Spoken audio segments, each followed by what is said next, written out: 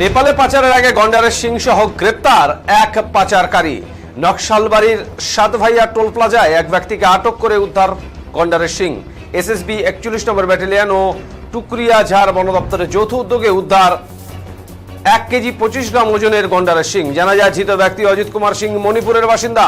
এসএসবির কাছে থেকে খবর পেয়ে যৌথভাবে অভিযান চালিয়ে এই সাফল্য অর্জন। উদ্ধার গন্ডারের সিং পরীক্ষার জন্য জিওলজিক্যাল সার্ভে অফ ইন্ডিয়াতে পাঠানো হবে। সূত্র খবর, এই ঘটনায় আরো বেশ কয়েকজনের নাম উঠে এসেছে। ধৃতকে রিমান্ডে এনে এই চক্রের খোঁজ করা হবে।